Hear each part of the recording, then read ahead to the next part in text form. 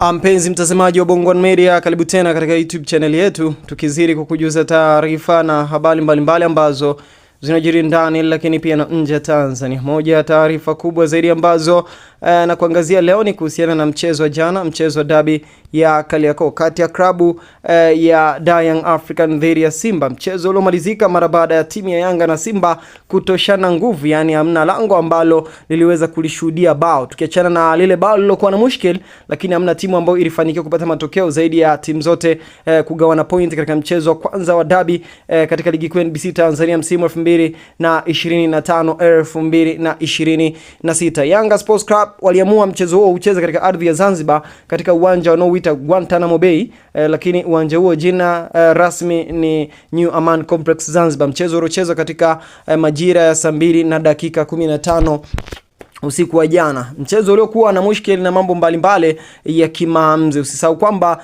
seti ya waamuzi ilikuwa kama ifuatavyo. Hapa nitakusomea seti ya waamuzi waliosimamia kipute hicho. Mwamuzi wa kati alikuwa ni Nasoro Muichui kutokea Tanga. Mwamuzi msaidizi namba 1 ni Kasim Mpanga kutokea Dar es Salaam. Mwamuzi msaidizi namba 2 ni Hamdan Saidi kutokea Mtwara. Mwamuzi wa akiba ni Ramadhan Kayoko kutokea Dar es Salaam, na mtathmini wa waamuzi ni Israel Mjuni kutokea Dar es Salaam. Yes, hiyo ndio ilikuwa ni seti ya waamuzi. Lakini mchezo huo kabla, yani siku moja kabla, kupitia rais wa shirikisho la mpira wa miguu Tanzania TFF aliweza kutoa tahadhari kwamba ikitokea timu yoyote imeonewa na waamuzi ili timu nyingine inufaike na matokeo, basi adhabu kali zitatolewa kwa waamuzi, maana hawa ndio wamekuwa wakichafua taswira ya mpira wa miguu wa Tanzania. Sasa nitaomba ninukuu maneno ya Wallace Karia akitoa onyo kali kwa wale waamuzi ambao ni kama wanaingia uwanjani wakiwa na matokeo yao na adhabu kali ambazo zitawakuta. Na je, mchezo ule matukio yaliyokuepo adhabu hizi zitawahusu? Basi nitaomba kunukuu: mwamuzi atakaye haribu huo mchezo sio tu kwamba ataondoka kwenye mpira maisha yake yote, tutamfungulia mashtaka ili tumfunge, hatutakuwa na masihara. Hilo mimi nalizungumza waziwazi kwa sababu sehemu kubwa ya wanaotuletea matatizo ni hawa waamuzi. Haya ni maneno ya rais wa shirikisho la mpira miguu Tanzania TFF, Wallace Karia. Sasa twende moja kwa moja bila ya kupoteza wakati, tutazame matukio ambayo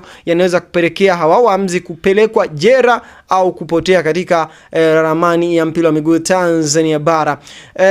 Jana moja ya tukio kubwa zaidi ilikuwa ni dakika ya 70 ya mchezo. Naweza nikasema klabu ya Simba walifanikiwa kufunga bao ambalo ukitazama kwa namna mchezaji Selemani Mwalimu, baada ya kupigiwa pasi safi kabisa kutoka kwa Ino Loemba, pasi iliyotokea naweza nikasema ni mashariki wa uwanja kwenda magharibi ya uwanja, na mchezaji huyu akafanikiwa kupiga free header. Baadaye kipa wa Young African Didi Alijiguya akawa ameupangua na kurudisha uwanjani, yani rebound. Baada ya rebound, mchezaji huyu Selemani Mwalimu akawa amefanikia kurejesha kambani. Usisahau rebound inafuta offside. Hilo ndio jambo la kwanza. Ilifanyika rebound.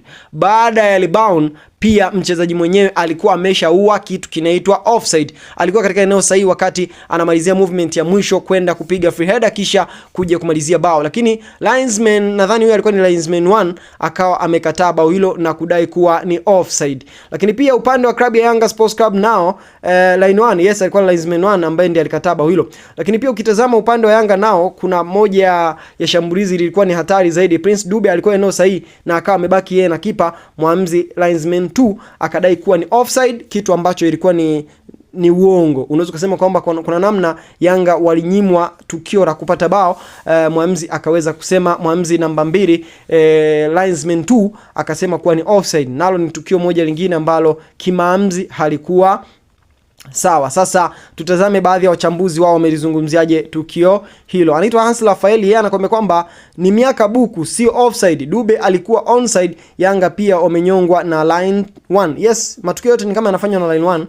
Lakini pia akaja kuposti tukio la Simba na kusema kwamba Simba Sports Club simple, kwamba Simba Sports Club wamenyimwa goli halali. Ni miaka buku. Mwamnyeto alimuweka Mwalimu, Selemani Mwalimu, katika eneo la kumfanya awe onside. Mwalimu, naweza nikasema kwamba Mwamnyeto ndiye aliyeua ile offside ya Mwalimu. So lile bao lilikuwa ni la wazi kabisa, lakini mwamuzi aliamua, mwamuzi msaidizi namba 1 akaamua kusema ni offside. So Simba walinyimwa goli la wazi kabisa.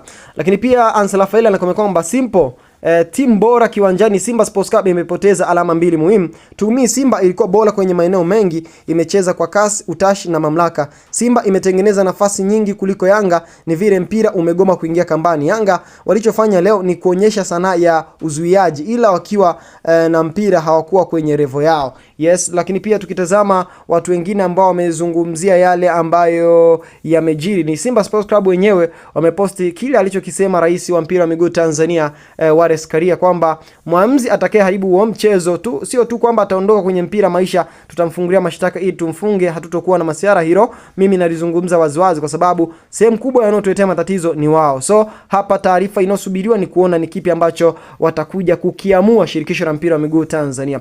Lakini pia Yanga Sports Club nao hawajakaa kimya, wakaposti hiyo clip inaonyesha Dube alikuwa eneo la lisiro la kuotea, lakini mwamuzi number 1 mwamuzi msaidizi number 1 akasema kwamba alikuwa anaotea, na wao wakaandika kwamba jera sio pazuri. Ni kama Yanga nao wanaanikiza kwamba nao wamenyongwa, wamenyimwa nafasi ya wazi kuweza kupata bao, kwamba jela sio pazuri. Lakini pia ukitazama Falhan Jayara na nukuu ambayo ilipostiwa na Mirad Ayo kupitia ukurasa Instagram baada ya matokeo yote, ni matukio yale yaliyoendelea.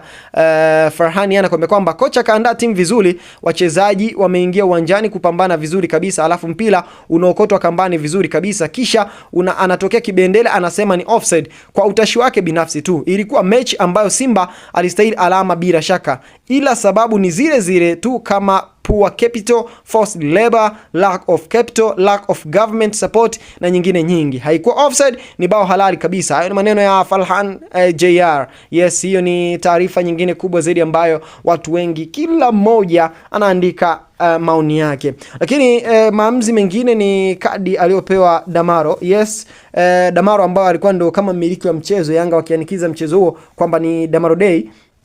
Kuna kadi ya njano ambayo alipewa na Mwinchui, na kadi hii watu wengi wametafsiri kwamba haya yalikuwa ni makosa. Ilikuwa kadi ya kimakosa, haikustahili mchezaji huyo kupata kadi hiyo, lakini ni taarifa zile zile za kujirudia kwamba kila mmoja anajaribu kulaumu upande mwingine. Maamuzi yalikuwa ni kama ya hovyo kwa namna moja au nyingine. Ziko kadi nyingi ambazo zilitolewa. Usisahau kwamba moja ya wachezaji ambao walishindwa kumaliza mchezo baada ya kuchezewa rafu hatarishi ni Dickson Job na odha wa klabu ya Young African, lakini pia beki wa kati baada ya kuchezewa rafu ambayo ilionekana sio hatari, lakini ilimfanya Dickson Job kutoka uwanjani kabisa, na hapo ndipo aliingia Bakari Nondo Mwamnyeto. Na moja movement ambayo ilitaka kuigharimu Yanga ni Bakari Nondo Mwamnyeto kuivunja offside ya Selemani Mwalimu na Selemani kufunga goal ambalo lilikuja kukataliwa kimakosa. Lakini pia nikukumbushe kwamba Bakari Nondo Mwamnyeto kuingia kwake ni baada ya kutoka kwa Dickson Job, na Dickson Job ni majeraha ambayo aligongana,